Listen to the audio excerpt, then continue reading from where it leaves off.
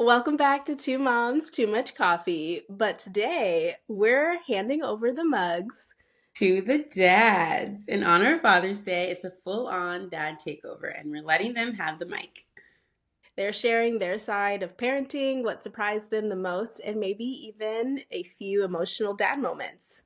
Let's hear it for the dads. I don't like that. I don't like that part. We Okay, need a different part of that. I don't like that. It's giving me Disney Channel when they yeah. start drawing the And thing. we're on and you're watching Disney Channel. Anyway, we should just keep this whole thing. Yeah, let's just keep Just it. It's fine. yeah. I like it. What's up, guys? My name's Nick. I'm Jachelle's husband, Naya's dad.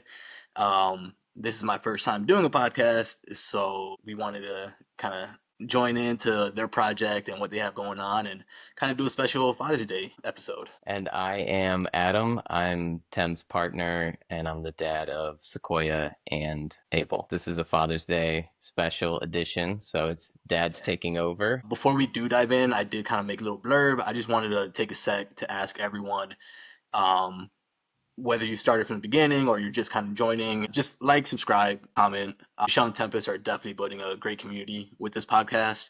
Whether you do tune in via YouTube or Spotify or Instagram or TikTok, whatever it is, your interactions and engagement do go a long way. It really does help the community grow. And, there's a lot of people, I do see people comment, I do see people ask questions, and it's cool to, kind of have that community where people can share their perspectives and kind of provide that support for each other, because you never know who may be wondering something or who it's going to help. So yeah, I just want to, have people kind of take that action. Definitely support the page. They're starting up. They've been growing a lot over the last couple months. And it's good for everyone to know that they're not alone for the good times, the tough times. But yeah, just like, subscribe, comment, whatever you want to do.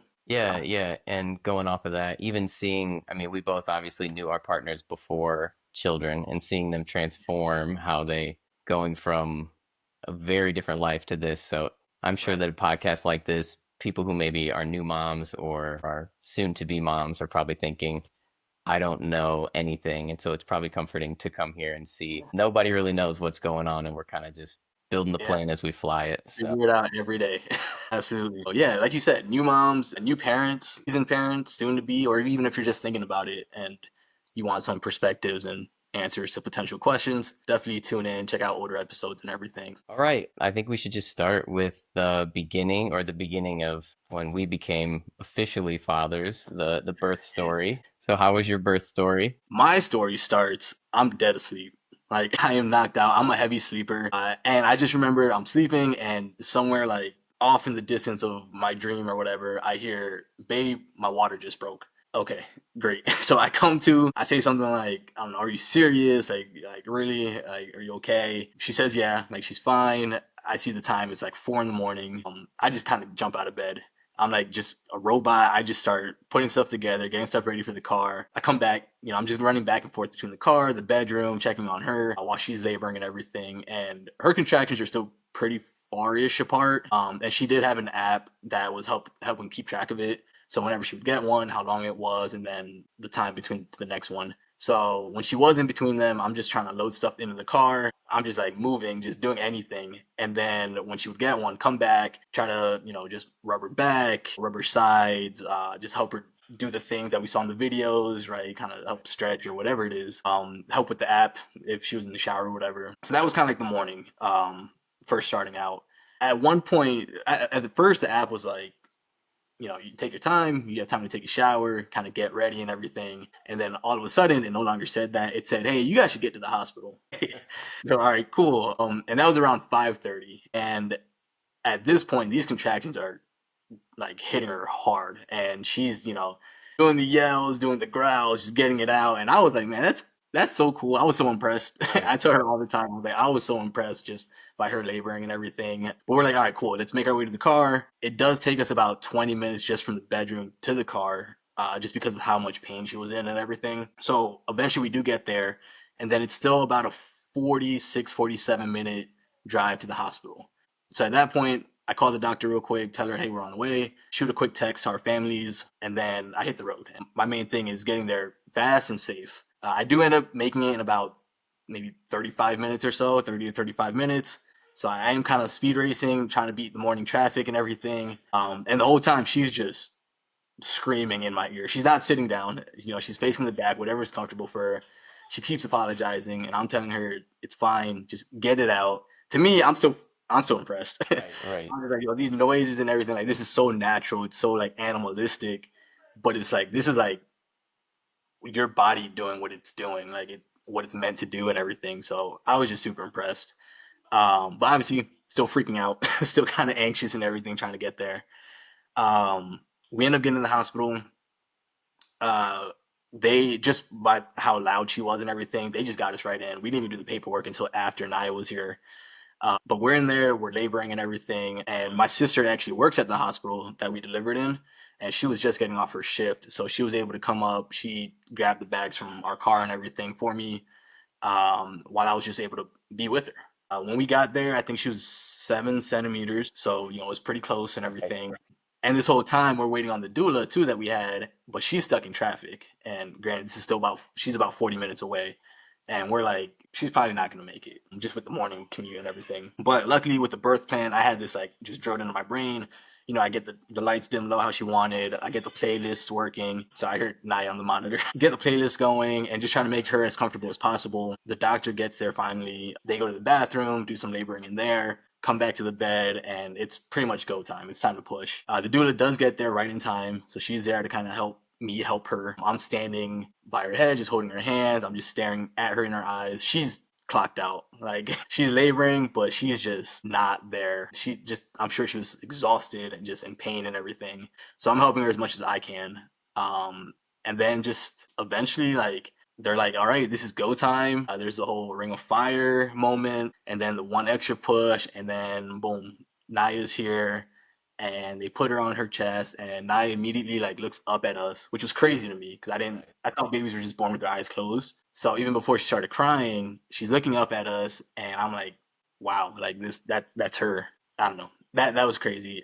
I think that moment of her just looking up with how wide her eyes were, that's the part I'm never gonna forget, no matter what. But yeah, so my sister was there, the doula was there, so that was cool. That was helpful to have there. But that's pretty much our story from water breaking to Naya coming out. I think it was 4 hours total. Yeah, it's Yeah, very crazy, different. crazy Very quick. different experience for sure. Yeah, Yeah. For us, I'm gonna probably talk more able because I feel like the first, not to downplay the second one or anything, but the first one, you're like, you have no idea what's going on. yeah, So second one, you still feel that deer in the headlights, but it's a little more like you have at least one under your belt. But with Abel, Tem has like this frustratingly high pain tolerance threshold, or at least that she'll vocalize. So it's hard to tell. It'll be like, are you having one right now? She's like, it feels a little uncomfortable. And we get in there and they're like, no, these are like full on. And she's just playing it like really chill. And so it was frustrating to be like, I don't know how far along or whatever. right. But we were doing the app and timing, and it really was just because it was like, all right, the times are saying we should go. It wasn't really like she was showing a lot of pain. We go in, we're in like a triage apparently in 2022. I don't know if this was like everyone was holding out for after COVID, and so everyone was having babies in 22. But like we're in this triage room, we're not even in the like real room. We waited there for like hours until a room was available for us. So then, so that they don't, there's not even like how they have that rough like dad couch. There's not even that for me. Yeah, yeah, It's just, which not that it mattered. I was like pumping on adrenaline, yeah, so that was yeah, yeah. fine. It's like an hour feels like a minute when you're in there. But so we get into the actual birthing room, and again, like we were there with her mom. It was just her mom. But the doula was like on standby. Hey everyone, it's Tempest. I just wanted to jump in for a quick note before we continue with our episode. Originally, Adam shared the story of our birth experience with Abel in this recording. It was raw, emotional, and deeply personal. But after sitting with that, he decided it wasn't the right time or space to tell it in full.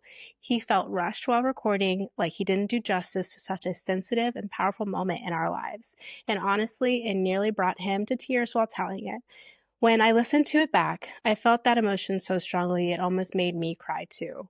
We both agreed that when we do share our birth story with Abel. It deserves its own space and full attention, so we plan to tell it in a more complete, thoughtful way in a future episode. Thank you so much for understanding, and now back to the rest of the show.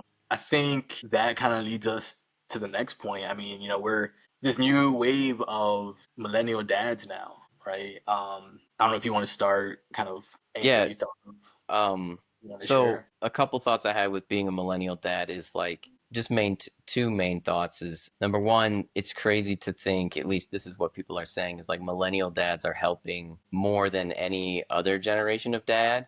So that's like point one. And then point two is like, I don't even feel like I'm helping that much. Like, you're Yeah, limited, it's not like I can produce milk and like the nights and stuff. So when I hear people say like millennial dads are incredible, they're changing diapers, they're spending time, it really blows me away. I can't even imagine what my grandparents like or my great grandparents looked like having like 12 kids or however many back then on the farm. That it's yeah, like, that was the thing, right? Just have them so they can help you work. I mean, that's kind of what I was going to share too. I think it's great that we're seeing that. I see like different posts on social media or just in general online where it's like one was 90% of fathers today get up at least once in the middle of the night compared to, I guess, 3% in past generations. Like, what? And I guess when you think about it, there's always that stereotype of, oh, the mom's going to do everything. And I don't see myself doing that because if I hear her cry, I do want to, even though I'm a heavy sleeper and sometimes I do sleep through it, Joshua takes care of it. There's still, if I catch it, I'm like, what's wrong? mhm. I want to check on her. There was another one where it's like, 3% of, I think I have it written down somewhere, but 3% of millennial fathers say they haven't changed a diaper compared to 43% or over 40% of other generations. It's like, I mean, I started changing diapers day one. Like, I didn't know what I was doing. I, I say keep it up, right? If you're a soon to be dad watching this or a soon to be dad, just encourage them. Like, do what you can because I agree with you. I feel like it's not enough. I feel like I'm trying my best and I feel like it's not ever going to be enough. But all you can really do is keep trying. Who knows, right? Who knows what the reason was back in the day? Maybe it was the type of jobs men had to have and that women couldn't have maybe at the time, right? So they had to take care of the kids. Who knows what's really changed? I haven't really dug deep into that. But I like to think it's just our generation learning from past mistakes, right? Yeah. I think it's interesting to me that it's generational, like that Yeah, we all kind of came to the same awakening. Nobody told me like, hey, millennial dads are doing this now. right. And so it's interesting that we all, when you see stats like that across the board, different states, different Yeah. circumstances, and so I don't know what it would be interesting what made millennials all of a sudden do more and Shared trauma, how maybe. and how could previous dads just kind of sit there. Like I don't even know what they were doing instead of like a diaper is not. I thought a diaper was going to be a huge thing. After your first 500, you're like, Yeah. like Once you get your first blowout out of the way, then it's like, I mean, I could do anything. the kid is almost built so you can learn with them. Like day Right. one, they poop once. Day two, they poop twice. Day three, like it Yeah. literally, the learning, like they learn with you. Cause I've had people say, like, yeah, I'm worried about, I'm like, dude, I was too, but literally, it's not like you're gonna start with 7 poops right at the beginning and you're Yeah. like, oh my God. It's like you're changing the diaper very rarely. And as you get comfortable, you can do more. It's, Yeah. Yeah. You definitely get used into it. I don't know, man. I was thinking maybe it's like a social media thing too. Maybe we just see other people our generation doing what they do, and we're like, I can do that, or I want to do that. I want to be there, and I say just keep it up. I love hanging out with Naya. I love being able to take care of her. That's my princess. So I say be there for your kids. There's enough like crappy people in the world, so I have the chance to raise one good person. I'm gonna do what everything I can to do that, right. and just teach her empathy and things like that, and just don't be crappy. Like, this is my chance to give back and just make a good person Yeah. for society and all that. So yeah, This kind of segues into the next topic that I was thinking of. Going with these previous generations, after seeing our partners go through the birthing process, the pregnancy process, first of all, is I don't know, media just shows like you have a bump and you're pregnant. It doesn't show that you're just like, or they'll have you throw up in the toilet like once and it's like, that's how you cue, like, oh, this person's pregnant. But it's like uh, the nausea, the exhaustion, and just like when you're waiting for that 9th month, it's like that you have a full baby in you that it's just seeing that, and then going through postpartum hormones and having that 4th trimester is like a whole nother battle. And then going to like when your kid is 6 weeks old, you can drop them off at like just a place and Yeah. just trust like, okay, here's while your hormones and your connection and Yeah. everything is still there. 6 weeks is crazy. So going with millennial generation, going with what we know women go through, I just wanted to talk about lightly. I don't want to get too deep into this stuff, but like it's insane that our country's representatives don't take like maternity more seriously. I think it's wild to me that these congressional reps, like historically men, will have pictures with this big family, and it's like, now I know what your wife went through, so you could get this political photograph, and you're not pushing for like, or even everyone's mother. Like I think about my mom, it's like what they went through. It's astonishing to me that we don't have a year maternity leave, like straight up. Like if you want these children, we know breast milk is like really good for them. We know that bonding with your parent is really good. Like crying and stressing them out is like not. So like you have all this information to create like tomorrow's leaders. It blows me away. It just makes me view these politicians, I guess, very differently now, especially the family men that Yeah. are there. So Yeah, no, I agree. One thing with that, I'm sure politicians get paid pretty well and they can afford that at-home childcare, right? The average, I'd say, American in this country, it's not the same situation, right? Even like I tell people, Giselle got 3 months of parental leave. I got 2 for my job, and people are like impressed. They're like, "Dang, that's crazy." And we both work for different tech companies, so they're a little bit more, I guess, progressive in that regard. And I'm like, yeah, it is good. It was great, but relative to the rest of the country. I actually put up a couple figures on that too, and one of them was the U.S. As far as developed countries, the U.S. is one of 8 in the world that don't have guaranteed paid maternity leave, wow. which is crazy, right? Because we're always number one for this and that, and it's Right. like when you dig into the numbers and actual things that are facts, there's a lot of room for improvement there. And then another one was, as of 2023, only 27% of private sector workers had access to any paid family leave, and that's according to the Bureau of Labor Statistics, right? We haven't gotten better in a year and a half, right? Since that Right. stat. It's insane. And I have a friend, one of our old neighbors where we used to live. She's from Sweden, and we used to talk a lot about that. And once we got pregnant, we just used to share different things. And I did come across something that said Sweden has leave for grandparents and friends. Oh wow. So it's like, what are we really doing here, right? It's, hey, I'm working, or for whatever reason, I can't take my kid to the doctor, but I can have my kid's godparent or my best friend or my grandparent or, my mom, whatever, take them, and they're good and they're able to take off work and they're getting paid. And that's just like, to me, that sounds like a developed country, Right. care of their people. We're getting like lapped here. We're getting like double embarrassed. Not Yeah. you're going It's a like, generation back and giving them leave. exactly. People that aren't even family, but family in the sense that, what we call it now, but Mhm. there's areas for improvement. I think it does come down to what can be afforded, right? We were gonna do the daycare thing. We put it off for a few months. I'm Mhm. pretty sure Michelle talked about it. So we currently have a nanny because we both work from home. Mhm. I'm most of the time at home too, and Michelle's full time, so at least she's here with us.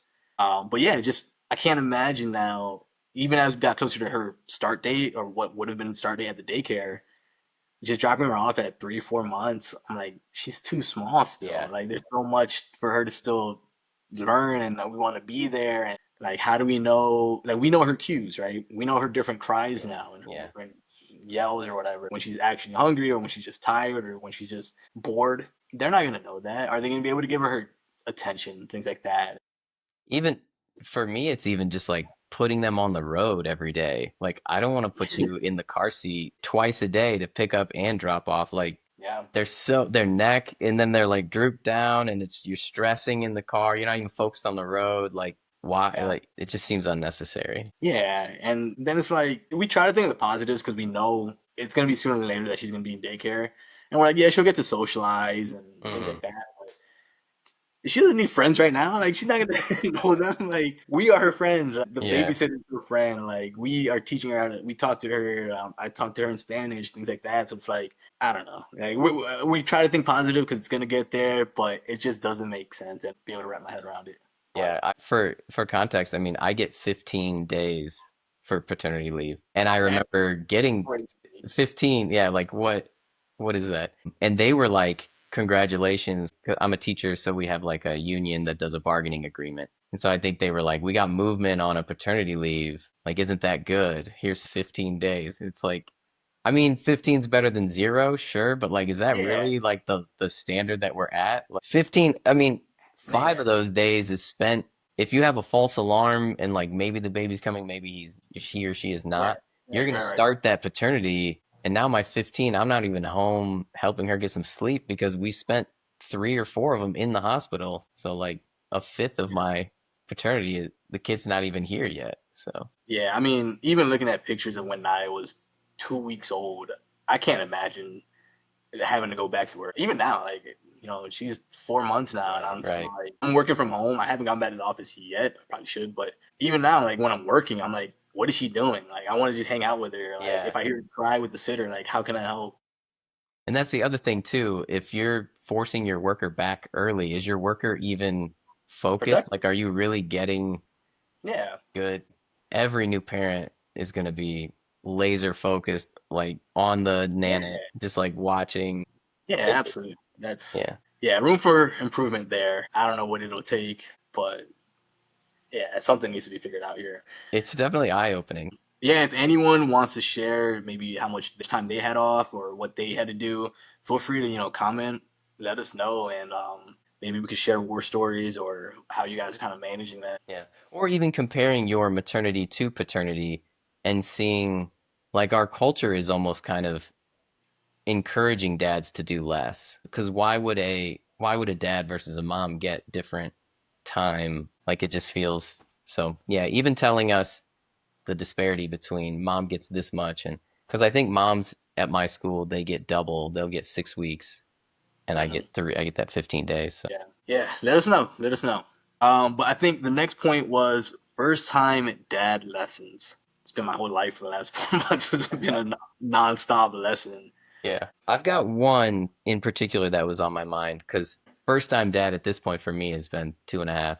It's been a minute, but one that I keep going back to and the lesson I keep having to relearn is if you stay up late to try to get time for yourself, you end up paying for it on Yeah, the back end on the mornings. You spend your Saturday with your kid, and there's so much attention and exhaustion there, and all you want to do is binge like TV or just chill or go out or whatever. So then the kid's finally asleep, and you're like, all right, now I can relax and get some me time. But you're already like, you're exhausted. You want to go to bed too. So sometimes I'm getting better at it but I would put coffee on and like push through to try to get to like midnight or something just so I could feel like like I yo, like still have some me yeah, and then not realizing that he's gonna pop up at like 6 in the morning and then I gotta be the one to get him and get him dressed and everything. And so and then now on Sunday I'm twice as tired now. Like not only am yeah, I working with him, but then I got no sleep and then you try to do it again at the end. So now you're like double trying to like get more out of the night. And it's just like a never ending cycle that for me, eventually you'll just like crash and then you're not helpful at yeah. all with the kids. So I'm not gonna lie, that's what I've been doing. I'm a night owl as it is. I just function better at night, so we kind of have to split times where I'll stay up to a certain point, so she can try to get some rest, and I'll just take care of her. But you're right, like I'm exhausted by the morning. But yeah, I definitely I do that. So, there's not like a day where you're like, if I could just, when you're working, you're like, well, if I make it to Saturday, then I can sleep in. There's no sleep in day ever. Like as a uh, teacher, when I get my summers off now, that doesn't mean a summer off. That actually means like now I'm up earlier doing more. Like yeah. yeah, I've been functioning off like 4 or 5 hours of sleep. So, I mean, if you want some you time, that's just, you kind of have to just yeah, exactly. learn to lose the sleep. Yeah, cool. So my first one that I had was pretty much nothing is gonna go as planned. We were doing the books and the videos and the apps and all this, and we were ready, and people used to ask me, "Are you ready?" And I'd be like, "No," but she's gonna be here anyways, so there's nothing to it but to do it. And now that she's here, nothing goes as planned. Yeah, like even just going on a trip somewhere we would take her, and I'm sure Giselle shared her blowout story. It's like, yeah, we're gonna do this, get there by this time, have her looking all cute. No, she's gonna poop right before you have to leave, and you gotta manage that. You're not gonna get there in time, and it's gonna be the biggest poop she ever has, just because you do have to be somewhere, Right. and now you gotta find a new outfit. Yeah, just we got discharged from the hospital. We get home and we're like, cool. Now what? Like, who put us in charge of this thing here? Like, Yeah. Yeah. so it's like, yeah, it's you're never gonna be ready. You just gotta dive into it. I remember hearing about blowouts and what that was, and I remember we were taking a class and someone mentioned a blowout, and I asked Michelle, like, what is a blowout? Like, what does that mean? And she's like, oh, it's like when they explode from their butt, and I'm like, that sounds terrifying. Yeah. And I experienced my first one, and I've been in stressful situations before where my brain tends to work pretty fast and figure out a solution and just get through it. That was probably the first time in a long time that I froze. Like, I did not know what to do. It just kept coming, and I just called for help. I was like, "Just I need help," and she did, and we figured it out. Now I can handle them, but yeah, it's just mentally I've been trying to prepare, and no, I wasn't ready for that. Yeah. So, That and that, reminds me of another, like the diaper bag. No matter what you put in there, you forgot something. yeah, Like every time even with Abel now, we'll go on a bike ride and he will like sneeze and have snot, and I'll be like, no tissue. Like I did not bring tissues, like, right, or right, so like just making sure you're prepared in the diaper bag. It's like no matter how much stuff you have in there, you go out to eat and it's like I didn't bring the right toy. I didn't bring the now all of a sudden, yeah, he had a blowout, which you don't even think he's been wearing this size diaper. He's been consistent, and then blows it out. You're like, oh God. And jeez, then the other thing, here's another thing for dads is like the changing table sometimes is not available in my bathroom, like in the men's bathroom. So like I've been to places where there's only one, the Koala brand. yeah, Shout yeah, out to yeah, Koala. It'll be like just in the women's bathroom, or there's not a family bathroom. And so for me, you're out at brunch, you're trying to give her a break, and then it's like, sorry babe, like you have to change him because it's not even an option for me. yeah. Yeah, we haven't gone out often enough with her. Like, I haven't been in that situation yet, but I didn't even think about that. Yeah. I'm sure I'll notice it now when I go to a public bathroom. But yeah, I can't think of the last time I really saw a changing table. There was a time where I was like trying to change him I mean, you'd have to pick like the bathroom floor, and the men's bathroom is the most heinous Yeah, place on the planet. And so you're just like apologizing to him. You're like, I'm so sorry. You may never be clean again after, like, I mean, they give you those like mats to lay him on, but you're still too close to the floor. yeah, nah, man, yeah, People are yeah. coming in and out. These dudes do not care. They're just walking around it. It's like, come on, man. And I don't know. With me too, it's like I don't know. Maybe it's an old school mentality, but also me having a little girl, like I don't know if I'm comfortable taking her Yeah. into the I mean, bathroom. I didn't even think about that. Yeah. So, and I haven't had to think about that yet, but that she's getting a little bit bigger, and soon enough, I will be able to just go places with her and give Giselle a break, and that is something I've been thinking about lately. So I don't know. I guess if anyone wants to share advice on that, Yeah. I'm all ears. Help me. What is your diaper changing favorite location when there's no changing table in the men's room? Yeah. Yeah. So cool. Did you have another tip you wanted to? That was kind of all that I had, but I'm sure there's plenty. We could do probably a whole podcast on Cool. things I've learned. Yeah, yeah. I would say just kind of wrap up this part of it. Mhm.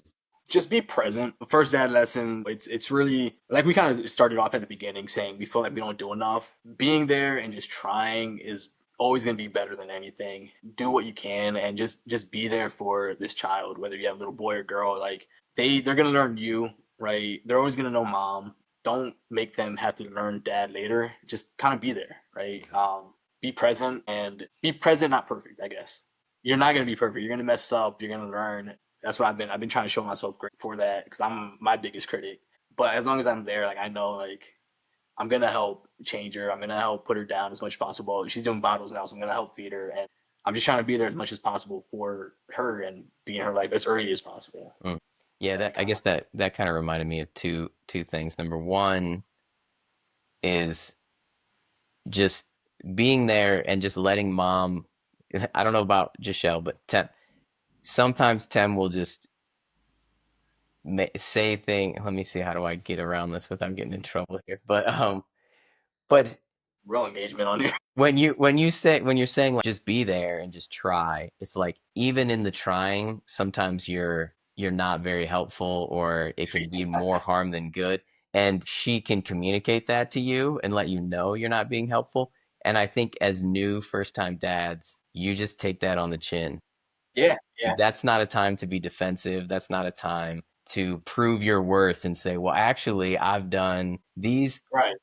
That is a time where is expressing that, and that is okay to hear, and hear that, receive that, Yeah. and keep being present and keep making those mistakes. Because again, like mom's body, the chemicals and hormones and stuff, like like you just have to be that rock. And Mhm. sometimes there are going to be moments where you're getting lashed out at and that is not a time to get inward in yourself. And you just have, yeah, you're right, like I'll do better, I will listen, make sure the bottle is placed over here, make sure the sanitizer is Right, right. whatever. So that is just being It's present. constructive Don't, criticism. yeah, Constructive criticism. Just yeah, trying to be better. yeah. Be better every day. And however that constructive criticism is delivered, which it may not be delivered in the way you want it, but it's being Yeah. delivered. So In the way they need. So yeah. And that's been a lesson. yeah. That kind of goes into the next topic, I guess, that we had, just being partners with mom. Um, I guess just kind of started off. I think about any kind of partnership, right? Ideally, you want it to be 50-50. That'd be fantastic. It's not going to be. Just naturally, the mom is going to have to do more. Whether, I know they talked about breastfeeding, they talked about even if I'm feeding Naya with a bottle, she still has to pump, right, to kind of keep on schedule and Yeah. everything. We're not able to do as much as we might want to. But just pick up in other areas where you can, right? And every day she might not be able to give her 50 or weighted 50, I guess. She's going to be tired. She's going to be upset for whatever reason. So pick up that extra slack. Again, just kind of be there. This is something I'm still trying to like also get better at too, but do things without her asking, right? If she drops down to 30%, be that 70% in whatever capacity you can be. Just changing, like, I love changing Naya. So just when I see it's been a couple hours, all right, let's do it. Let's go change, take that off her plate, washing bottles, dishes. I kind of do dishes anyways, but getting better with the baby's bottles and things like that. And then just kind of when she's doing what she has to do with Naya, just giving her fuel, just feeding her snacks and Yeah. making sure she's hydrated and just like, you know, just doing what you can, right? And just being a partner in whatever capacity that works for you guys. Every couple's different, but just making sure both people are doing what they can and the other person that's not mom is just helping as much as possible. Yeah, for this part, for me, being partners with a mom, watching, for me it was more watching Tem change into a mom. So I'm a teacher. There would be times where Tem would come into my classroom and like help out. For like one time we were like decorating Christmas cookies for like a Christmas party, and this kid this kid just like threw up in his hands in the middle of it. And so I was just like, yeah, go over to the trash can, man. Just like dump that throw up out, and let's wash your hands and we'll get you to the nurse. And What grade do you teach? I teach kindergarten, Okay. but they can throw up at any grade. For context. And I was honestly impressed that he thought to like grab it, like, Yeah. let me catch this.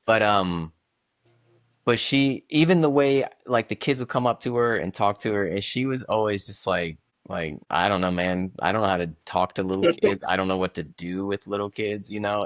And I used to Yeah. be like that too prior to getting into education. And so seeing her do that when Abel was around, when he was really young, I would be like all up in his face, like doing all the like cute, making him laugh, making him giggle, and Tem would just kind of like I don't know how I'm supposed to interact with a kid. And seeing her now, I mean, she went from like I'm a brunch and a happy hour hangout person to like a full mom podcast where she can talk about like data says that our whole house has transformed into there's milk in the fridge and freezer, there's the sterilizer, the play area, like. And now with Sequoia, like day one, she like did not miss a step.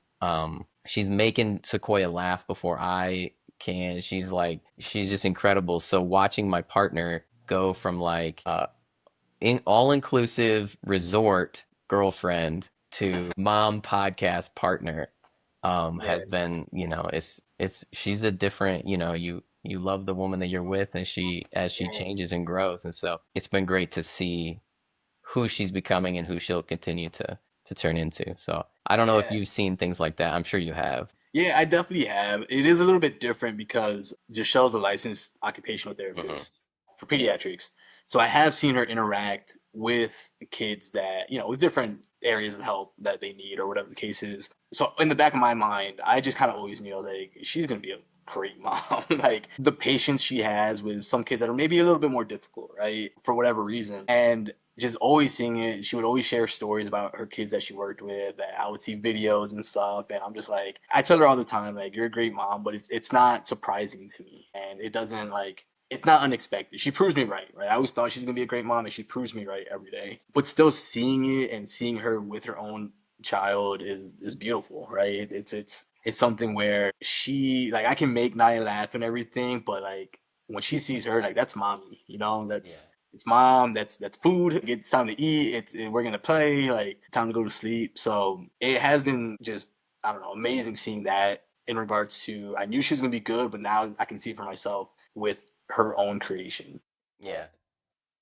So yeah, it's been a good few months seeing that for sure. Definitely Yeah. agree with that. All right. I guess this is the last point that we have. Yeah. Book recommendations or tips. I'll jump in first because I only really have two books. The first one is Happiest Baby on the Block. That book changed my life. The five S's. I would swear by the five S's for like they will get you through that newborn stage like a champ.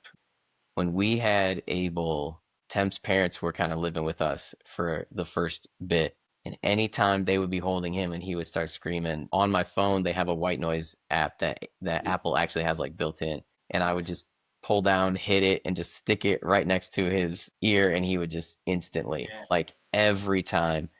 And if I didn't know the five S's, I never would have thought that that would work. So Happy's Baby on the Block for sure. And then the other one is kind of for older kids. What more like what Abel's into now is I think the book is called Easy to Love, Difficult to Discipline. It's by a woman named Becky Bailey, which is not Dr. Bailey. If you search podcasts, you'll see Dr. Bailey. That's not the same Bailey. It's Becky Bailey. And her system is called Conscious Discipline, which I think is probably like early generation gentle parenting. But Conscious Discipline, that book will help you get through. They will not be the terrible twos if you're working with Conscious Discipline. So those are my Nice. two for sure. Cool. So full transparency, I don't really have book recommendations. There's not a lot of not that like there's not good ones out there. I just didn't get a lot of time to get to Hmm. books. So I kind of thought of some tips. Yeah. Again, as we said a couple times throughout this episode, we're still learning. I'm not an expert by any means, but some things that have been working for me and with Giselle and everything, kind of like touched on earlier, is just kind of diving in as soon as you can with the baby. Just the earlier you start engaging, it just becomes more natural. Don't wait, right? It's like learning to ride a bike. You just got to go for it, jump on it, and eventually, like you said, they kind of ease you into Hmm. growing up, right? So the sooner you do it and just don't wait, you'll get used to it. And I guess don't be so hard on yourself, right? At least to the dads, it's going to be tough. There's going to be times where you feel like you don't know what you're doing. You're doing all right as long as you're there and you're present. You're doing good. So give yourself grace because I know I'm a big advocate for men's mental health. And with this, I know a lot of times we may want to silence any stresses or any struggles we're going through just because we feel like we shouldn't talk about it. And even if you don't want to feel like a burden to your partner, find another dad to talk to. Hmm. They share those experiences, ask those questions, or kind of how Giselle and Tempest have each other going through motherhood at the same time. If you know someone else that recently had a baby, just talk, share, vent, right?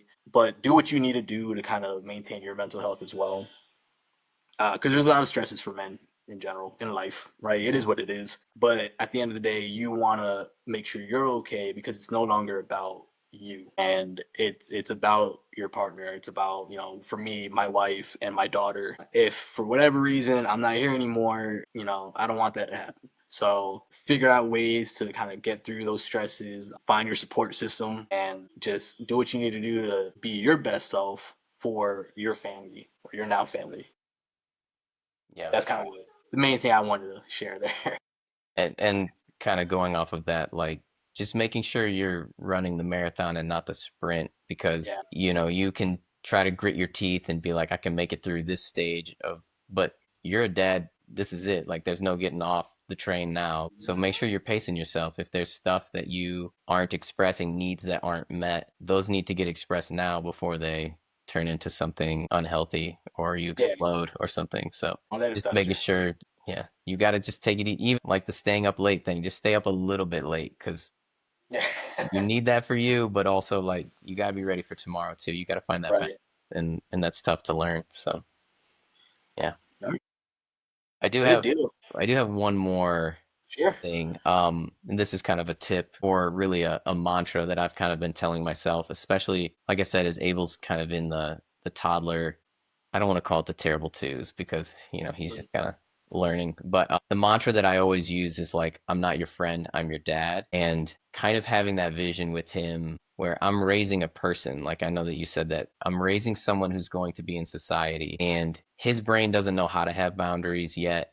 His brain doesn't know, like, you can't just eat cake all day every day. And so I have to, and so there's times where I feel like parents or dads, they don't want their kid to cry ever, or they don't want their kid to feel like be told no and things like that. And this kind of goes with the conscious discipline book. But these boundaries are really good for children. And it's really good to help establish that when dad says no, or mom, but when dad says no, I mean no. And that can mean being what can appear to be mean, but just actually being consistent, I guess is the thing. So if I said, like, some of our bath time transition to like pajama time can be difficult. And if I say, like, if you don't come over here and put your pajamas on when I count to three, I'm not reading a bedtime story.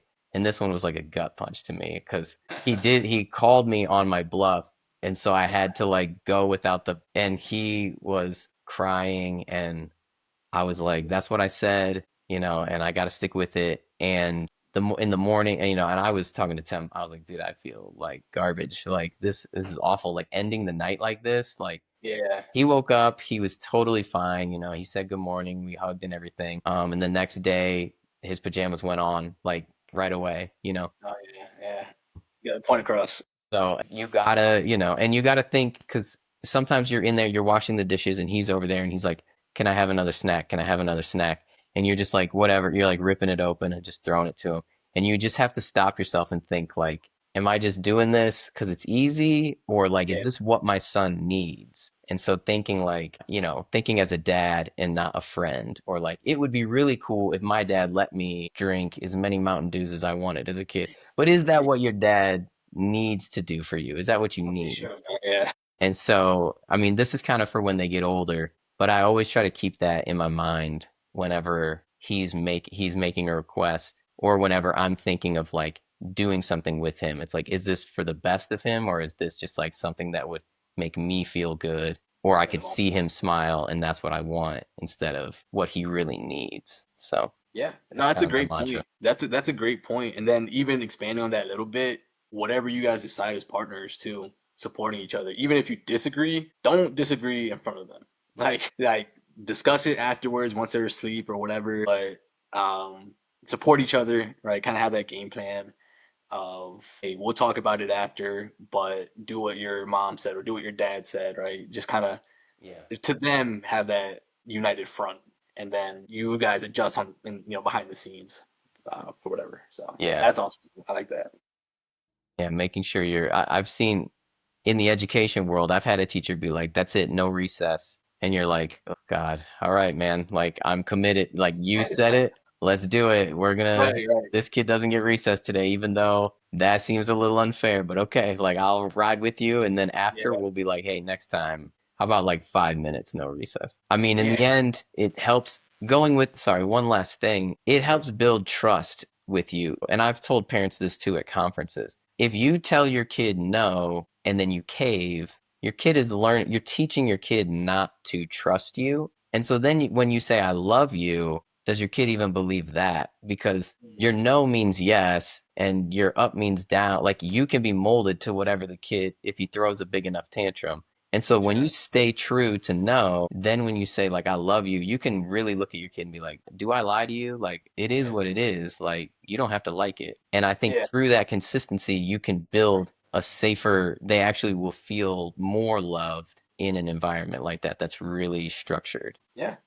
Good deal. I think that kind of wraps up the points we had. Cool. All right, good stuff. Well, yeah, I mean, if you made it this far, appreciate you tuning in, giving us some time.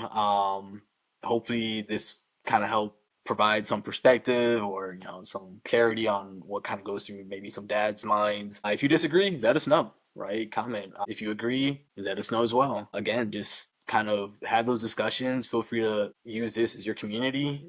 Maybe we'll be back soon. Depends on the reception we get. Yeah. Put in the chat how much you want the dads versus the moms. So. Oh, geez. I don't even know if I want that. Worst case, maybe we'll be back next year. But yeah, definitely, feel free to share this with soon-to-be dad or a new dad that you know, or even someone seasoned. Maybe a seasoned person can laugh at us and tell us how wrong we are. That's cool too. But yeah, no, definitely appreciate you guys. Keep tuning in. Any final words? Yeah, let me just say happy Father's Day to you. Happy first Father's Day. Yeah, appreciate it. You as well. Happy Father's Day to you. Second, a third Father's Day? I don't even know, maybe. Well, happy Father's Day to you. Happy Father's Day to everyone watching, all the dads, soon to be dads, granddads, uncles, father figures. Definitely enjoy it. You guys are important to these kids. So, all right. Yeah. All right. Giselle and Tem, wrap us up. Hey, thanks for joining us on Two Moms, Too Much Coffee. Don't forget to like and subscribe, and feel free to leave us a review. Tempest.